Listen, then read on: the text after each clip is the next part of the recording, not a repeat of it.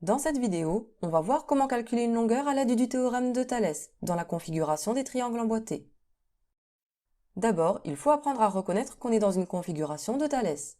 Ici, on a des triangles emboîtés puisque j'ai un petit triangle AMN à l'intérieur d'un grand triangle ABC.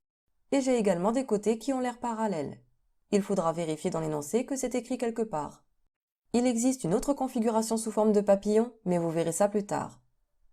Pour expliquer à l'écrit cette configuration des triangles emboîtés, on écrit que le point M appartient au segment AB. Je vous rappelle qu'en géométrie, le symbole appartient s'écrit avec cette espèce de E arrondi. Ensuite, on écrit que le point N appartient au segment AC et on termine par préciser que les droites MN et BC sont parallèles. Avant d'écrire ça, il faudra bien vérifier que l'énoncé vous l'a écrit quelque part, sinon vous devrez d'abord prouver que les droites sont bien parallèles. Quand on a tout ça, le théorème de Thalès nous dit que AM sur AB est égal à AN sur AC, qui est égal à MN sur BC.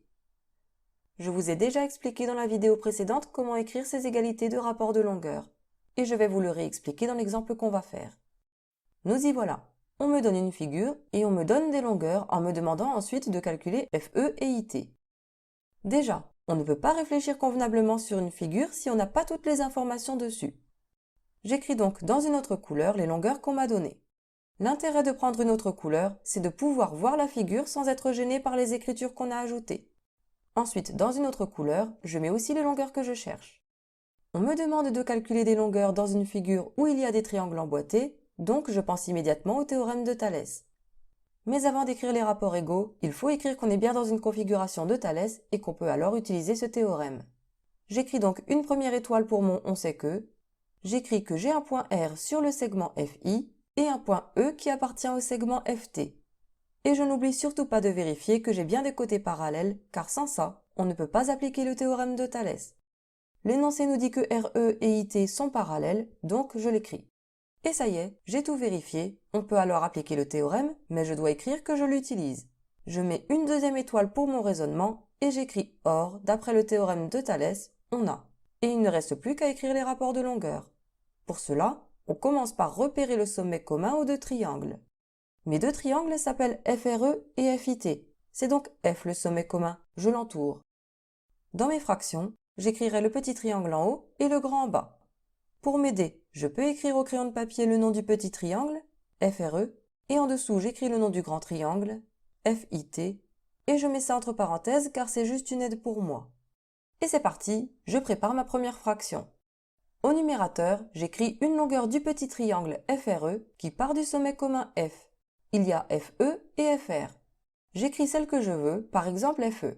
Au dénominateur, je n'ai plus le choix, je dois écrire la longueur du grand triangle FIT qui est du même côté que FE, CFT. J'écris égal et je prépare ma deuxième fraction. En haut, je mets l'autre longueur du petit triangle FRE qui part de F, CFR. Et en bas, j'écris la longueur du grand triangle FIT qui est du même côté que FR, CFI.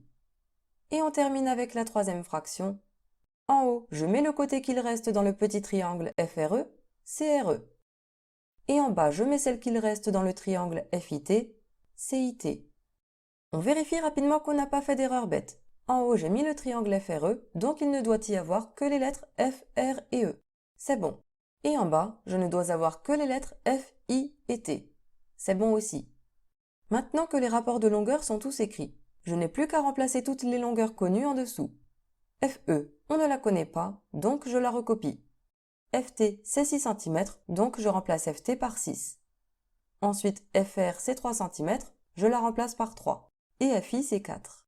Ensuite, je remplace RE par sa valeur, 2,4, et je recopie IT car je ne la connais pas, je la cherche justement. Et c'est presque fini, il n'y a plus qu'à préparer la conclusion. Je mets la dernière étoile de mon raisonnement, donc, et je vais calculer FE pour commencer. J'écris FE égale. J'ai des fractions égales et je cherche un des membres, donc on peut appliquer le produit en croix. Pour ça, il me faut seulement deux fractions. Je prends celle qui contient la longueur FE que je cherche, c'est celle-ci, et je prends la fraction que je connais entièrement, c'est celle-ci. Plus qu'à faire le produit en croix. On peut faire la croix pour s'aider si besoin. Ça nous donne 6 fois 3 divisé par 4.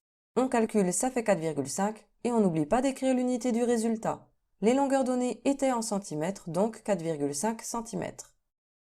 On termine avec le calcul de IT. J'écris alors IT égale et je vais faire le produit en croix. J'utilise pour ça la fraction qui contient la longueur cherchée, IT, et la fraction que je connais entièrement. Je peux dessiner ma croix au crayon pour m'aider à écrire le calcul. Ça donne 4 fois 2,4 divisé par 3, et ça fait 3,2. On n'oublie pas d'écrire l'unité du résultat, ce sont des centimètres. On peut vérifier rapidement la logique de nos réponses. FE est censé être plus petit que FT, on a trouvé 4,5 cm, c'est bien inférieur à 6. De même, on a trouvé IT égale 3,2 cm, c'est logique car IT est censé être plus grand que RE, qui vaut 2,4 cm. C'est terminé, on récapitule. On commence par la première étape du raisonnement, le on sait que, dans lequel on précise qu'on a le droit d'appliquer le théorème. On écrit que tel point appartient à tel segment, et tel autre point appartient à tel autre segment. On écrit les côtés parallèles. Ensuite, deuxième étape, c'est mon OR. On écrit qu'on utilise le théorème de Thalès. On écrit ensuite les rapports égaux, puis on remplace les longueurs connues. Et on n'a plus qu'à terminer avec la troisième étape, c'est le donc. On calcule la ou les longueurs cherchées avec des produits en croix. Et voilà, vous savez calculer une longueur avec le théorème de Thalès.